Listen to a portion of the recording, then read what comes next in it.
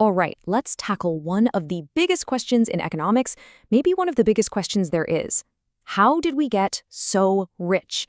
I mean, how did modern societies become so incredibly wealthy, so unbelievably fast? Because for most of human history, life was, well, pretty tough. So what was the big change? And this is really the heart of the mystery, isn't it? For thousands and thousands of years, economic progress was basically a flat line. I mean, you were born, you lived, and you died in pretty much the same conditions as your great-great-great-grandparents. Then, just a couple of centuries ago, something happened. A spark lit a fire that just completely changed the world. That something was, of course, the Industrial Revolution. And this wasn't just about steam engines or factories. It was the moment the world's economic engine just roared to life. See, before this, any little gains in income were pretty much swallowed up by a bigger population. But afterward, for the very first time in history, our economy started to grow faster than the population did. And that right there started the steady climb in our standard of living that we see today. And that leads us to our first huge clue in this whole mystery, the almost magical power of sustained growth.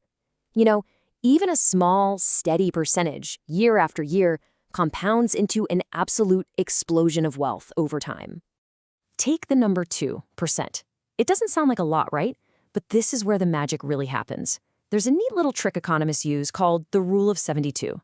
You just divide 72 by the annual growth rate, and that tells you how many years it takes for an economy to double in size. So at just 2% growth, an economy doubles in only 36 years. Think about that.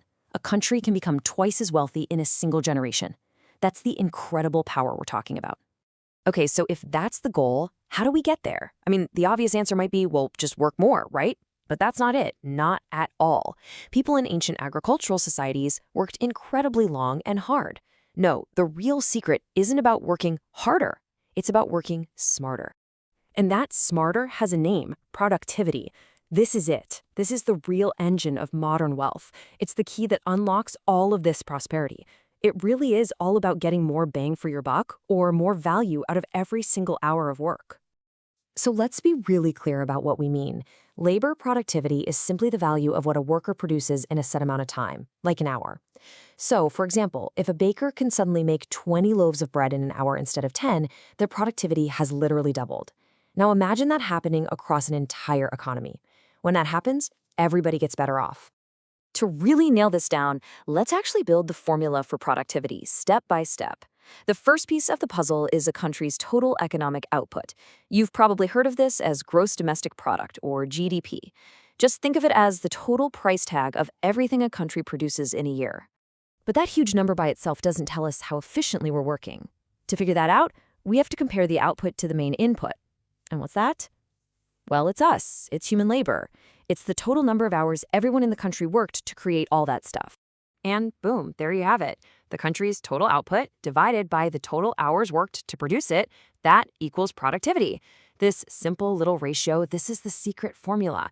Seriously, every major long-term improvement in how we live has come from finding new ways to make this number go up. So that's the goal then, raise productivity. But how do we actually do that? Well, it turns out there's a recipe, and it has 3 main ingredients. The big 3 are human capital, physical capital, and technology. So human capital is just the skill and knowledge of your workforce. Think of a trained architect versus an apprentice. Physical capital is all the tools and infrastructure we use, everything from a simple shovel to a supercomputer or a national highway system. And then there's technology. This one's the real game changer. It's all about new ideas and new ways of doing things that just redefine what's even possible. Now check this out. When you actually break down where economic growth comes from, you find something kind of amazing. Yeah, better tools and more education matter a lot, but look at that huge slice of the pie that technology takes up. It is, by far, the most important ingredient. Technology is a multiplier. It's what lets us get way more output from the exact same amount of work and tools. And hey, don't just take my word for it. As this quote from a prominent economist makes clear, the ups and downs in the growth of technology have a direct, measurable impact on the entire economy. When tech innovation is booming, we all get richer faster. When it stalls, so does our progress. It's that simple.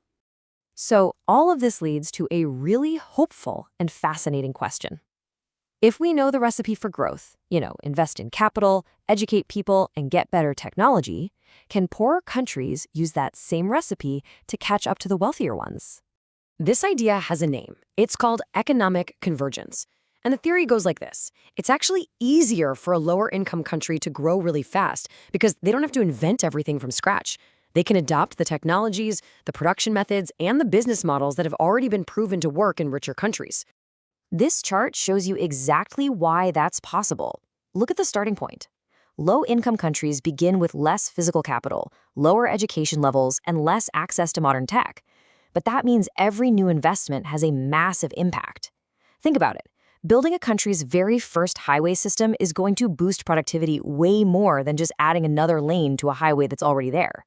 They have more room for these huge, rapid gains. But, and this is a really important but, this catch-up isn't automatic, it's not guaranteed. The recipe only works if the kitchen is set up right. You need things like political stability, you need to protect people's property rights, you need a court system that actually works. Without that solid foundation, you're just not going to get the investment and innovation you need for the formula to work. And that leaves us right here, with this final, massive question. We have the formula. We literally know the ingredients that create widespread prosperity. So why does so much of the world still struggle? It's maybe one of the most important questions in all of economics, and it shows us a really profound truth. Knowing the recipe is one thing, but creating the right environment for it to actually work, well, that's the real challenge.